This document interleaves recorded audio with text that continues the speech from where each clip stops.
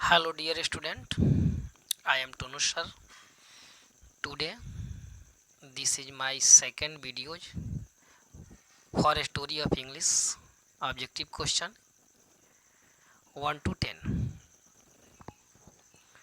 ये हमारा दूसरा वीडियो है जिसमें 10 क्वेश्चन ऑब्जेक्टिव देखेंगे स्टोरी ऑफ इंग्लिश का। ये क्लास 12 के लिए बहुत ही इम्पोर्टेंट टॉपिक्स होता है। तो क्वेश्चन नंबर फर्स्ट आपकी स्क्रीन पर दिख रहा है।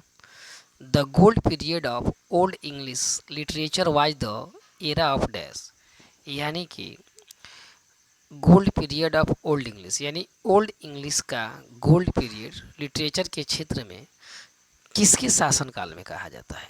King Alfred, king Richardson, queen Elizabeth या none of these?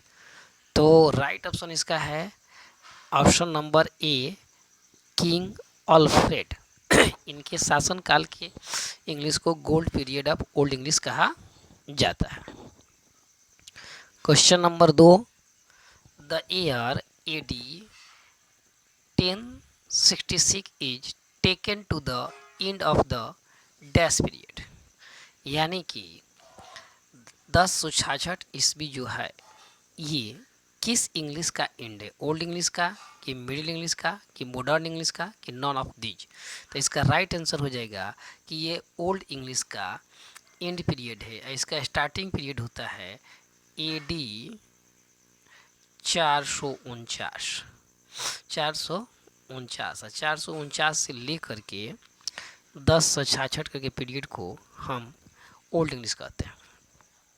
Question number 3 है आज का, about dash Christianity began to spread in English, यानी कि किस सन में अंग्रेजी भाषा में क्रिश्चियन धर्म का विकास हुआ? तो ये जो हुआ था 600 AD में हुआ था। क्वेश्चन नंबर 4 है स्क्रीन पर आपको, the first phase of middle English, ये क्वेश्चन नंबर 4 है।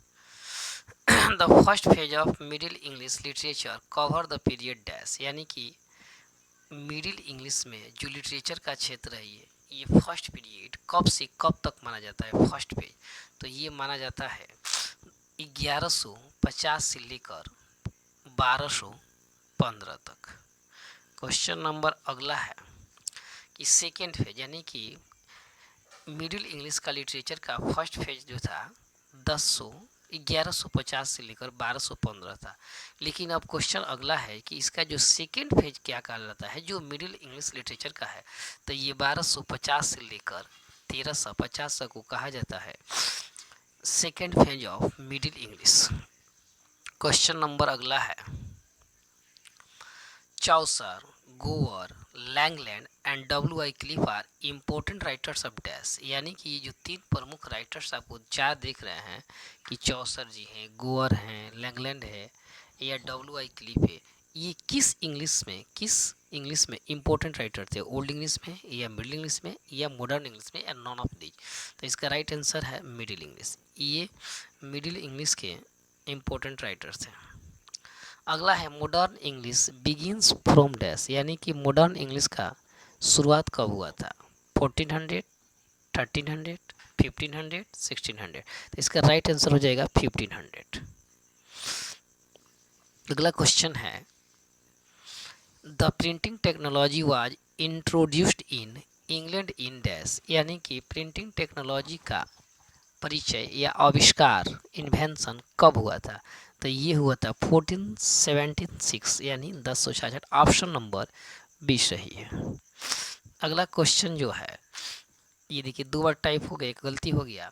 तो देखेंगे the name Augustan was given to the early dash century, यानी कह रहा है कि द नेम ऑगस्टन जो है ये किस सेंचुरी में आया, यानी कि ऑगस्टन का राज कब चल रहा था? ऑगस्टन का राज जो चल रहा था ये 18th सेंचुरी में चल रहा था, यानी कि right answer option number A है।